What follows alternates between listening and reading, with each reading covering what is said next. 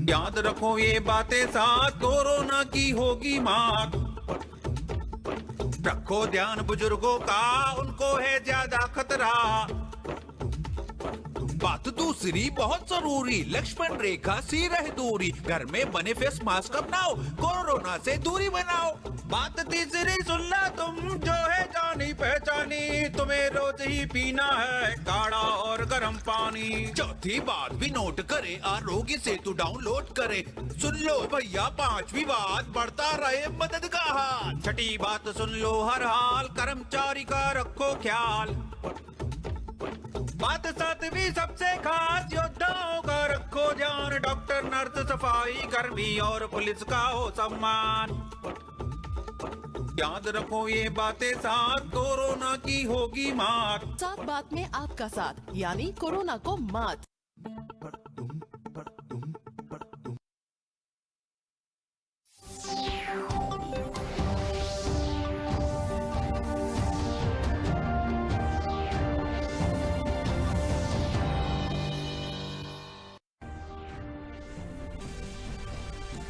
वज़ीर-ए-आज़म नरेंद्र मोदी ने आज गुजरात में 3 अहम प्रोजेक्टों का वीडियो कॉन्फ्रेंसिंग के जरिए किया आगाज। कहा, सरकार ने ज़राई शोबे को मजबूत करने के लिए उठाए हैं कई अहम कदम।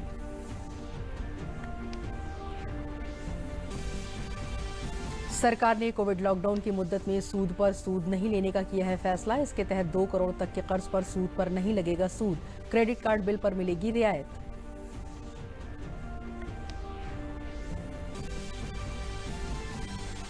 मेहनत और रोजगार के मरकजी वजीर संतोष गंगवार ने कहा है कि मुलाजमीन अपने ईपीएफ से पैसा निकालने के लिए इतवार को भी दे सकते हैं दरख्वास्त।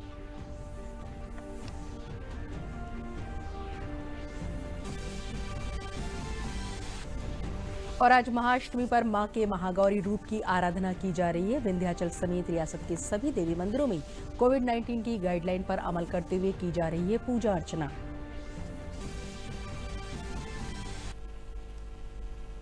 आदाब, खबरों के साथ हाजिर हूं मैं ज़ीबा शहाब। और अब खबरें तफसील से। वज़ीर-ए-आज़म नरेंद्र मोदी ने आज गुजरात में 3 अहम प्रोजेक्टों की वीडियो कॉन्फ्रेंसिंग के जरिए शुरुआत की। सबसे पहले पीएम मोदी ने रियासत के किसानों के लिए किसान सूर्योदय स्कीम का इफ्तिताह किया। आपाशी के लिए दिन में बिजली की फराहमी के लिए गुजरात सरकार ने हाल ही में किसान सूर्योदय स्कीम का ऐलान किया था। इस स्कीम के तहत किसान सुबह 5 बजे से रात 9 बजे तक बिजली पा सकेंगे। रियासती सरकार ने 2023 तक इस स्कीम के लिए 3500 करोड़ रुपए का बजट अलॉट किया है। बाद में वज़ीर-ए-आज़म ने गिरनार रोपवे की शुरुआत की। शुरुआत में गिरनार रोपवे में 8 लोगों को ले जाने की सलाहियत वाले 25 से 30 केबिन होंगे। इस रोपवे में 2.3 किलोमीटर की दूरी सिर्फ 7.5 मिनट में तय की जा सकेगी। सयाह इस रोपवे पर सफर करते वक्त गिरनार पर्वत के आसपास की कुदरती खूबसूरती का नजारा कर सकेंगे।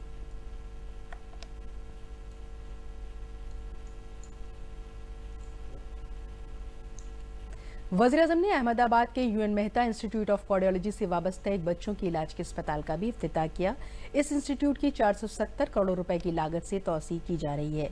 तौसीह स्कीम की पूरा होने के बाद ये इदारा मुल्क का सबसे बड़ा सुपर स्पेशलिटी कार्डिक तरबियती इदारा बन जाएगा। वज़ीर-ए-आज़म ने कहा कि सूर्योदय योजना, गिरनार रोपवे और मुल्क के बड़े और जदीद कार्डियो अस्पताल गुजरात की शक्ति, भक्ति और सेहत की अलामत हैं।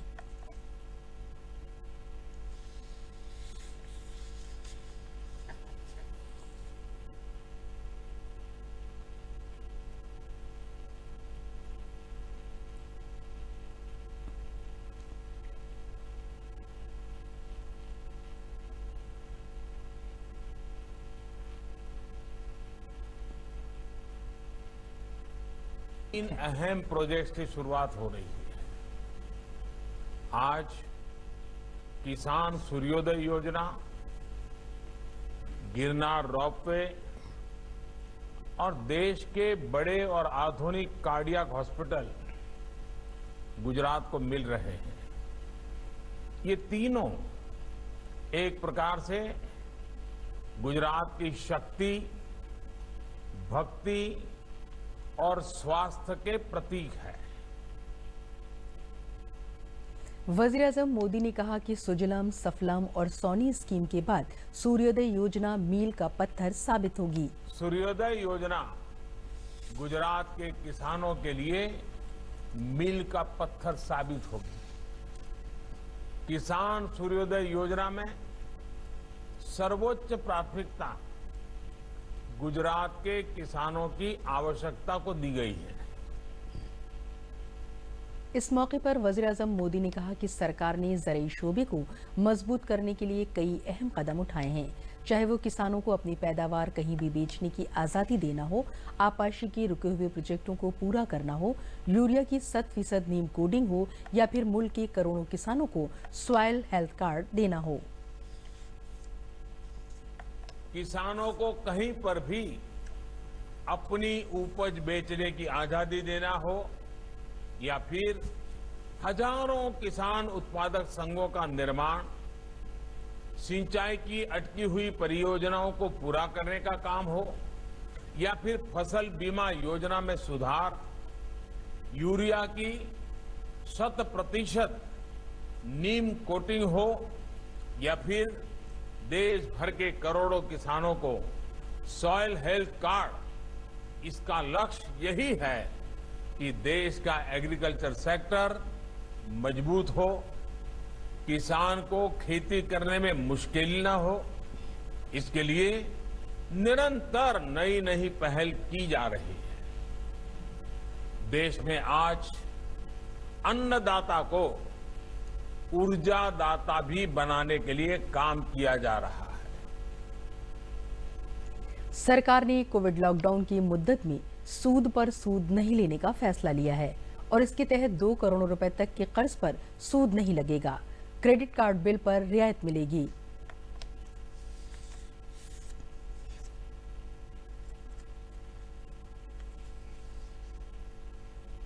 मेहनत और रोजगार के मरकजी वजीर संतोष गंगवार ने कहा है कि अब मुलाजिम अपने ईपीएफ से रकम निकालने के लिए इतवार को भी दरख्वास्त दे सकते हैं।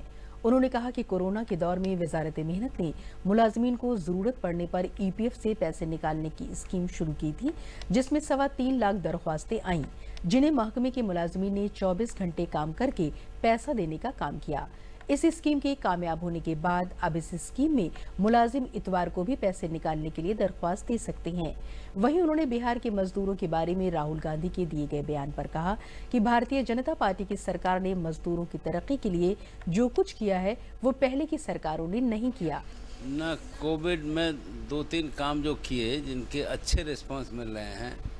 एक तो हमने ये काम किया कि कोविड में ईपीएफ से जिसको भी पैसा लेना है बहुत जल्दी उसको पैसा मिलेगा। जैसे अब हम 24 घंटे और 7 दिन काम कर रहे हैं और हम बिल्कुल भी डिले नहीं कर रहे हैं और अब रिकॉर्ड हमारा ये है कि 3 दिन से कम समय में भुगतान हो रहा है और हमारे हिसाब से अब तक जितने लोगों ने आवेदन करा है 90% से अधिक लोग पैसा ले चुके हैं और पिछले मुकाबले में अब ज़्यादा लोग पैसा ले चुके हैं। एक्चुअल फिगर हमारे पास नहीं है पर अब डिले बिल्कुल नहीं हो रहा है। जैसे पहले हमने ये कहा था कि हम कम से कम 1 सप्ताह के अंदर प्रोविडेंट फंड के अंदर का जो पैसा मांगेंगे हम उसको पैसा दे देंगे विदिन ए वीक। अब ये प्रक्रिया और कम करके 3 दिन कर लिए कि 3 दिन से भी कम समय में हम दे रहे हैं और सारे निस्तारण पूरे 3 दिन में हो रहे हैं और राउंड द क्लॉक और 7 दिन इसमें शनिवार इतवार भी शामिल है। आज महाअष्टमी का त्योहार मनाया जा रहा है। आज के दिन महागौरी माता की आराधना की जाती है। सुबह से ही देवी मंदिरों में, दुर्गा पंडालों में कोविड-19 की हिदायत के मुताबिक पूजा अर्चना की जा रही है। रियासत के मिर्जापुर में वाक़ई विंध्यवासिनी माता के मंदिर में खुसूसी प्रोग्राम किया जा रहा है। कदीम कथाओं के मुताबिक मां महागौरी ने अपने पहले जन्म में भगवान शिव को हासिल करने के लिए यहीं पर कठोर तपस्या की थी। यहाँ पर सुबह से ही माता के मंदिरों में खुसूसी दर्शन और पूजन किया जा रहा है।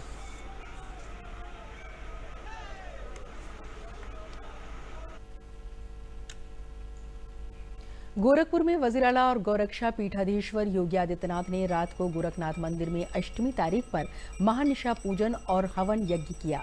नाथ फिरके की रवायत के मुताबिक अष्टमी तिथि की रात में ही गोरखनाथ मंदिर में हवन की रवायत है। वज़ीर आला और पीठाधीश्वर योगी आदित्यनाथ ने गौरी गणेश की पूजा के साथ ही स्थापित मां दुर्गा के बाज़ाब्ता पूजा और नवग्रह पूजन किया। उन्होंने दुर्गाष्टमी के दिन मां दुर्गा की शानदार आरती भी की।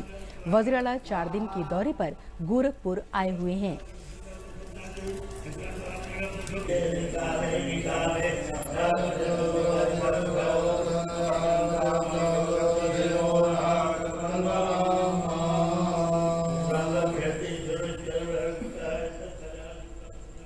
अंबेडकर नगर जिले में वाक़ तारीखी माता भुजैया देवी के मंदिर पर भगत सोशल डिस्टेंसिंग का ध्यान रखते हुए माता का दर्शन कर रहे हैं। इस जगह पर माता सती की भुजा के कुछ हिस्से गिरने से ये मुकाम माता भुजैया देवी के नाम से मशहूर हुआ। आज दुर्गाष्टमी के दिन माता गौरी के रूप में देवी की पूजा हो रही है। मंदिर के महंत कांता प्रसाद ने बताया कि माता सती के सती हो जाने के बाद भगवान शिव सती की अस्थि को लेकर टहलने गए, जिस पर भगवान विष्णु के सारंगधर धनुष के जरिए जब सती के जिस्म पर तीर लगे तो अस्थि जोड़ों जोड़ों पर खुल गई। भुजा का कुछ हिस्सा इस जगह पर गिरने से ये मुकाम माता भुजैया देवी के नाम से मशहूर हुआ। महंत कांता प्रसाद ने यह भी बताया कि इस मुकाम पर अंबेडकर नगर जिले के अलावा पूर्वांचल के तमाम जिलों से भक्त आते हैं। सिद्धपीठ हुआ, यहाँ जगत जननी उस सती की भुजा का कुछ अंश गिरने के कारण भुजैया देवी के नाम से स्थान विख्यात हुआ।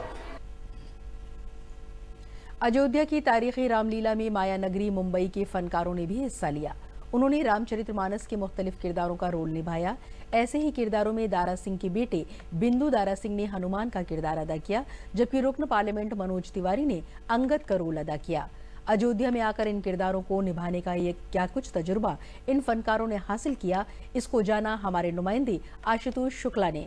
आइए देखते हैं इस रिपोर्ट में। अयोध्या की इस ऐतिहासिक रामलीला में फिल्मी दुनिया के वो अनेक कलाकार जो राम में भक्ति रखते हैं और इसके साथ अयोध्या में राम के चरित्र का विस्तार पूरी देश और दुनिया में चाहते हैं, वो सब पधारे हैं। उन्हीं में से सांसद मनोज तिवारी भी हमारे साथ हैं। बात करते हैं। ऐसा लग रहा है जैसे हम लोग भगवान श्री राम के बन रहे भव्य मंदिर में 2 ईंट रखने आए हैं, ऐसी अनुभूति हो रही है। रामलीला तो बहुत जगह किया है, बचपन से किया है, गांव में भी किया, बनारस में भी किया, दिल्ली में भी किया, लेकिन जो अयोध्या जी के धाम से जो रामलीला में भाग लेने का सुख है, वो भी जब भगवान श्री राम का मंदिर बन रहा है, वो शब्दों में नहीं बयान कर सकते। तो जैसा भी हो रहा है, पूरे दुनिया भर के जो लोग दूरदर्शन पे देख रहे हैं अयोध्या जी से रामलीला, सबको मैं प्रणाम करता हूं और मैं समझता हूं कि हम सभी को मिलकर रामलीला को प्रमोट करना चाहिए। बिंदु दारा सिंह हैं जो हनुमान की भूमिका निभा रहे हैं।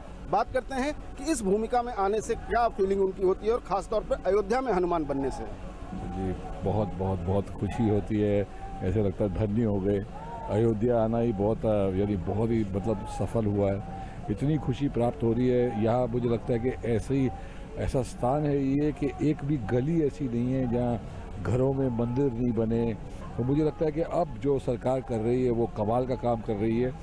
अयोध्या जी पे जितना फोकस और जितना हम सबको इसका ख्याल रखना चाहिए वो शुरू हो चुका है। मैं धन्यवाद देना चाहता हूँ योगी जी को, जो कि सीएम है उत्तर प्रदेश के। मुझे लोग बता रहे हैं कि यहाँ की सफाई कितनी अच्छी हो गई है, सड़कें कैसे बनने लग गई हैं, और मुझे लगता है कि इस सिटी के ऊपर हमें पूरे हिंदुस्तान को ऐसा गर्व होना चाहिए कि ये हमारी नंबर 1 सिटी पूरे हिंदुस्तान में होनी चाहिए।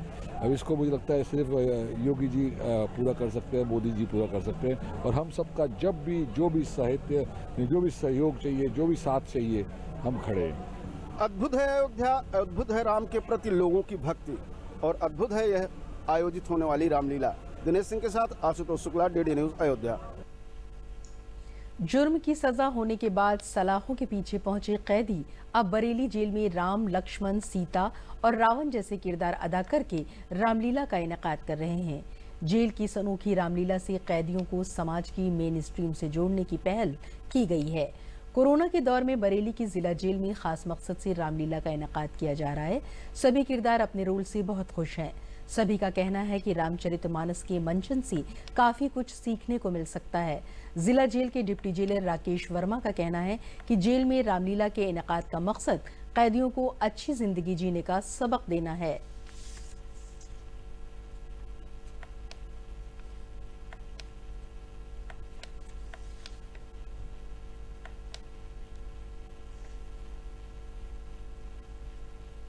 हम उनके द्वारा इस समाज को ये संदेश देना चाहते हैं कि रावण ने जो अच्छाइयाँ थी हम उसको उजागर कर रहे हैं।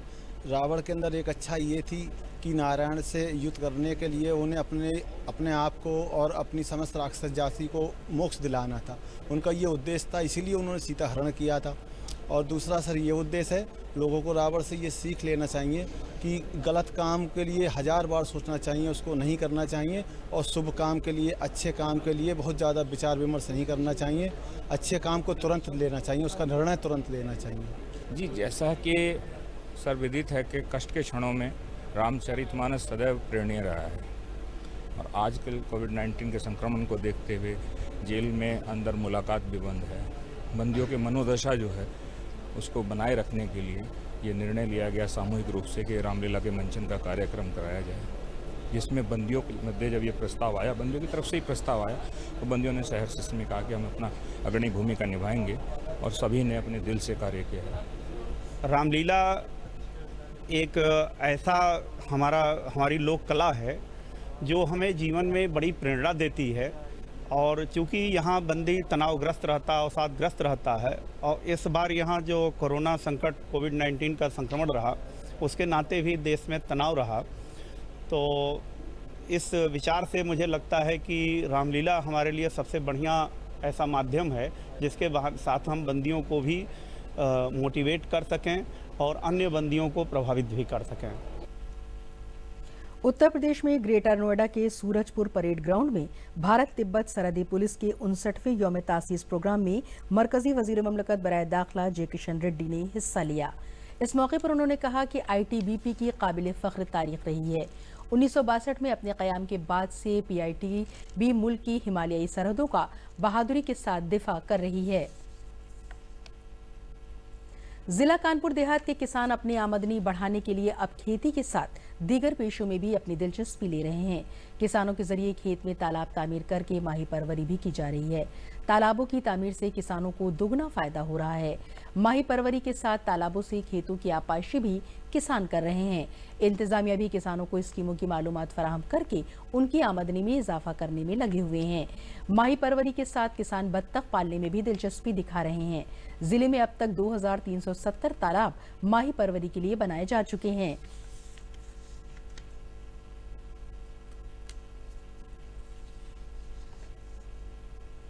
मेरे पास 3 बीघे जमीन है जिसपे मैं मछली पालन व उसी के साथ मुर्गा पालन, देसी मुर्गा पालन और छोटा सा गोट फार्म है, उसी के साथ उसी ज़मीन पे सारा काम करता हूँ। अतः उससे मुझे वर्ष में समथिंग 2 लाख रुपए बच जाता है। मेरे पास 5.25 बीघे ज़मीन है जिसमें कि हमने मछली पालन का काम कर रखा है और सीड स्टॉक कर लेते हैं अगले साल के लिए, तो सीड भी बेच लेते हैं। और इसी के साइड में हम ऑर्गेनिक खेती कर रहे हैं सब्जी की, जिसमें लौकी, तरोई, टमाटर, खीरा, ककड़ी सब हो जाता है। और इससे हमको लगभग 4 लाख रुपया सब खर्च काटने के बाद साल में बच जाता। मेरे पास लगभग 2 हेक्टेयर लैंड है, ज़मीन है, जिसमें से 1 हेक्टेयर में मैं मछली पालन का कार्य कर रहा हूँ व 1 हेक्टेयर ज़मीन हमने कृषि योग्य खेती के लिए रख रखी है। जैसा कि आप देख रहे हैं मेरे पीछे, ये मेरा 1 हेक्टेयर का पॉन्ड है जिसमें मैं मिश्रित कृषि करता हूँ, मछली की मिश्रित फार्मिंग, जिसमें पंगास, रोहू, कतला, मृगल, ग्रास कार्प जैसी मछलियों का पालन करता हूँ, जिसमें मुझे एक लॉट में तकरीबन 7 से 10 टन मछली का उत्पादन मिल जाता है मिश्रित पालन करने में। और इसी के साथ इसमें जो आप देख रहे हैं जो पानी है हमारा, इस पानी से ही मैं अपनी कृषि की सिंचाई करता हूँ। कृषि योग्य ज़मीन पे मैं धान, गेहूँ, आलू जैसी फसलों को रोपता हूँ। मेरा ये तालाब 1 बीघे का है, इसमें हम 12,000 हमारी मछली पड़ी है। साल में 2 बार निकाल के और बेच लेते हैं, इससे हमें काफ़ी आमदनी आज बरेली के बिथरी असेंबली हलके के गांव भरतूल में कौमी ज़रई और दही तरक्याती बैंक नाबार्ड के जरिए सफाई सुथराई से तरक्की के मौजू पर बेदारी प्रोग्राम का इनेकाद किया गया। इस मौके पर दही ख्वातीन को सफाई सुथराई के बारे में बेदार किया गया और तरगीब देने के तौर पर सैनिटाइजेशन किट भी तकसीम किए गए। सफाई सुथराई के तय खुसूसी किरदार अदा करने के लिए दीगर गांव के बाशिंदों को भी एजाज से नवाजा गया। भारतीय जनता पार्टी के एमएलए राजेश कुमार मिश्रा ने कहा कि साफ सुथरे शख्स की पहली जरूरत ये है कि सड़कों को भी साफ सुथरा रखा जाए। इस मौके पर बरेली के चीफ तरक्याती अफसर चंद्रमोहन गर्ग ने कहा कि ख्वातीन के साफ सुथरा रहने से पूरे कुनबे को सफाई सुथराई का सबक मिलता है। 3 करोड़ से ऊपर शौचालय इन्होंने दिए हैं पूरे हिंदुस्तान को। तो ये आज इनका प्रोग्राम भरतौल में हुआ और भी जगह विधानसभा में होगा। मैं तो इनको बधाई देना चाहता हूँ। लोगों से निवेदन भी किया मैंने कि स्वच्छता पहला काम। जैसे हमारे घर नहीं थे आज वैसे रोड है, तो उसी प्रकार को घर समझ करके उसको साफ रखें। आज के जो प्रोग्राम है इसका पर्पज़ यही है कि कैसे हम लोग एक सेंसिटाइजेशन और एक अवेयरनेस क्रिएट कर सकें। और पर्टिकुलरली इस प्रोग्राम में हम लोगों ने महिलाओं को इसलिए इन्वॉल्व किया क्योंकि महिलाएं ही परिवार की संचालक हैं और बच्चों में अवेयरनेस क्रिएट करना और फैमिली में अवेयरनेस क्रिएट करने में बहुत महत्वपूर्ण रोल है। साथ ही साथ हम लोग अपने इन पे सॉलिड लिक्विड वेस्ट पे फोकस कर रहे हैं। हम लोगों ने शौचालय तो बनवा ही लिए हैं, कम्युनिटी टॉयलेट्स भी बनवा लिए हैं। गाँव में हर जगह पे हम लोगों ने कूड़ेदान लगवाए हैं। आज की एक्सरसाइज इसीलिए थी कि अब लोग इस चीज़ को अपने बिहेवियर में लेकर के आएँ। एक महत्वपूर्ण पहल के रूप में आज बिथरी चैनपुर के भरतौल गांव में नाबार्ड द्वारा स्वच्छता से विकास कार्यक्रम आयोजित किया जा रहा है।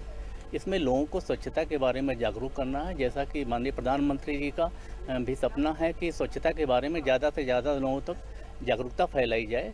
तो 2 अक्टूबर 2020 से ये कार्यक्रम शुरू हुआ है। नाबार्ड ने इसको एक अभियान के रूप में चालू किया है और ये पूरे देश में चलाया जा रहा है। हमारे प्रदेश के सभी 75 जिलों में कार्यक्रम आयोजित किया जा रहा है।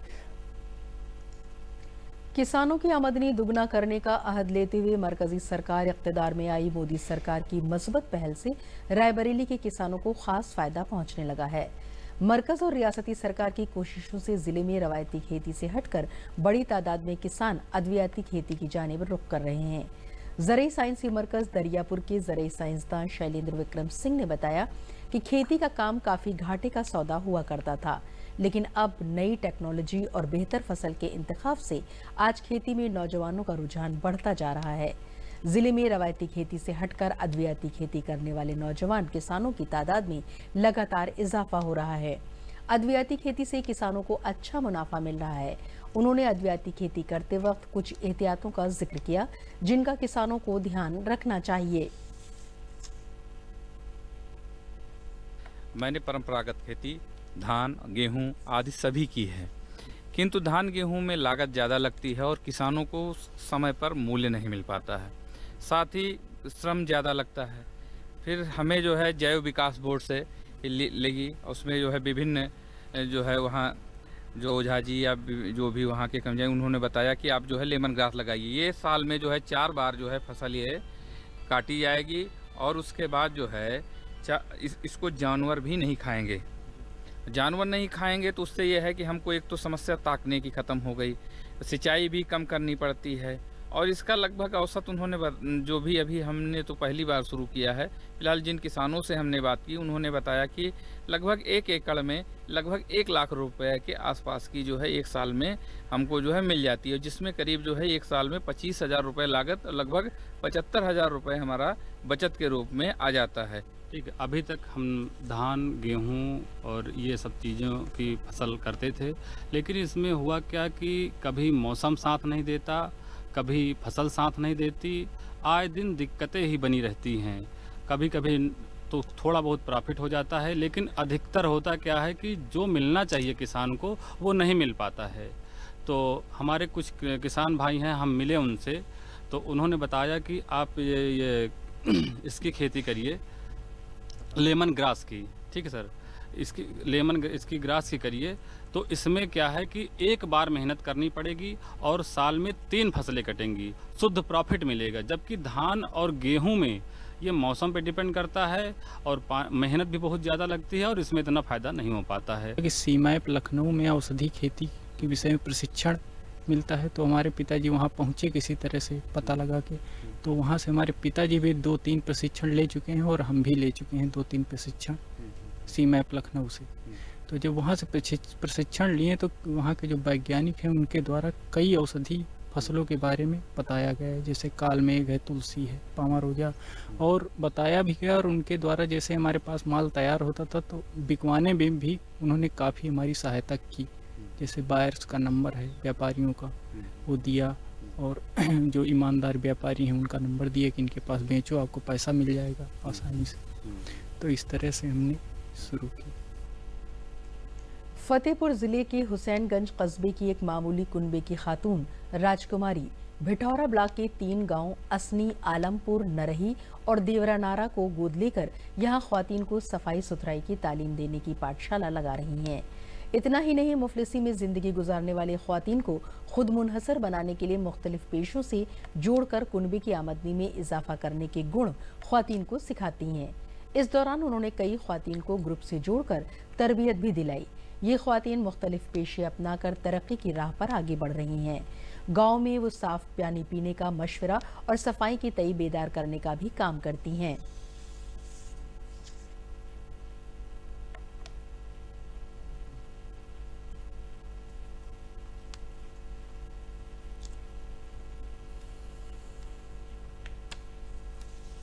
बहुत बदलाव हुआ, स्वच्छता के लिए बदलाव हुआ, साफ सफाई वाला।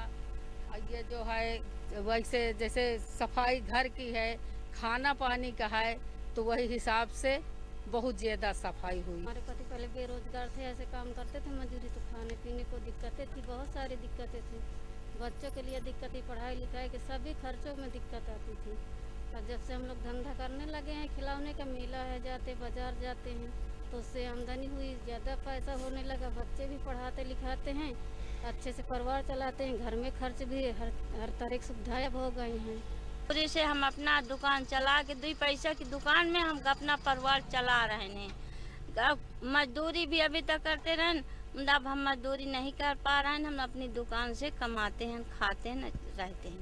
पहले बहुत दिक्कतें आती रही हैं, अब छोटे छोटे डाल दिए जाते, फिर बड़े हो जाते हैं, उनको बेचते हैं, फिर उससे खर्चा हमारा चलता है।